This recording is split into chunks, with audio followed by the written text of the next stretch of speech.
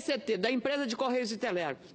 Essa empresa, senador, o senhor deve lembrar, foi considerada no mundo uma das mais respeitadas no mundo. O presidente de então chegou a presidir a Organização Internacional de Postagens, de Correios, internacional.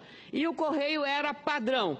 Entre as instituições que se pesquisavam as mais respeitadas no Brasil pela sua eficiência, o que aparecia? Correios.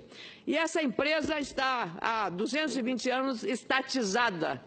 E ela, depois de 2005, passou a ser privatizada pelos partidos políticos que governavam então. Hoje, o jornalista José Casado traz à luz dados surpreendentes. Ele escreveu hoje no jornal O Globo o título da matéria, Como Destruir uma Empresa. E aí, apesar da auditoria, o Brasil é pouco auditado, apesar da auditoria, ele fala e lembra que, em meados de agosto de 2005, Lula recebeu um relatório de auditoria sobre 7 em cada 10 contratos assinados em 40 departamentos dos Correios durante os seus 19 meses de governo.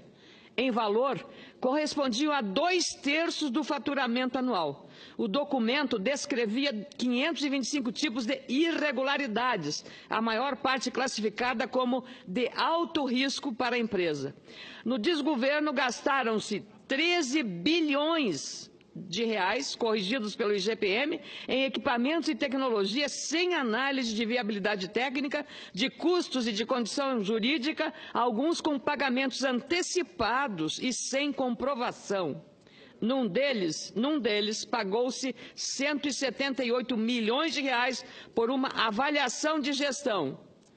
Sabe qual foi o resultado? Insuficiente, ironizaram os gestores, os auditores. Pois então, nessa mesma época, veja só mais ainda, não foi só esse o descalabro da gestão.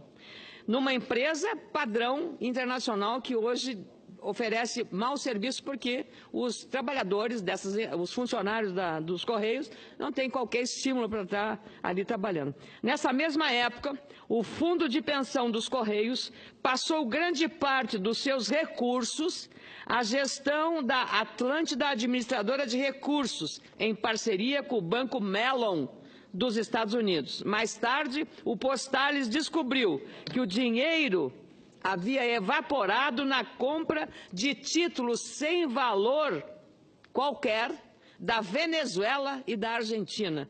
Aquela afinidade ideológica que levou ao fundo do poço, à bancarrota, essa empresa que já foi referência internacional, a empresa dos Correios. O prejuízo estimado com aquele investimento de alto risco, mas com grande prestígio ideológico, foi de 5 bilhões de reais.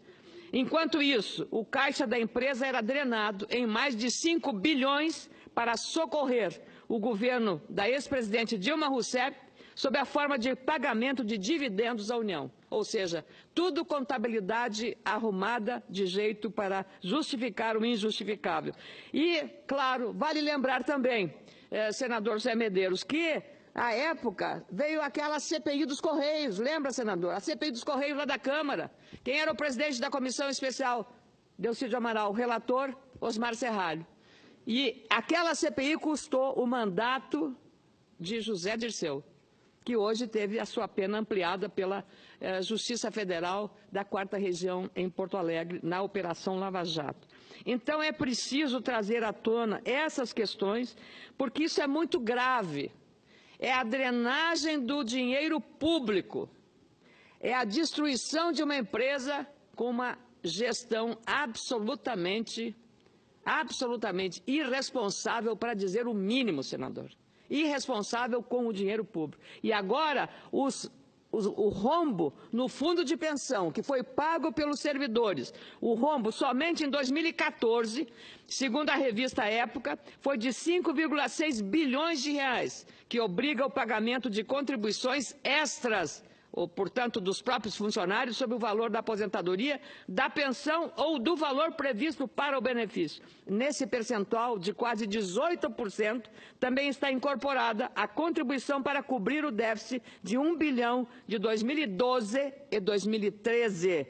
Assim é que nós temos que entender onde os problemas aconteceram e onde levaram este nosso país. Por isso, saúdo com muita ênfase a iniciativa do Tribunal de Contas para estimular os órgãos públicos a trabalharem com mais transparência, com melhor governança, com bom planejamento, porque somos pouco planejados no Brasil, o setor público é pouco planejado e isso custa caríssimo à sociedade brasileira, que cada vez mais paga impostos salgados e recebe serviço de péssima qualidade.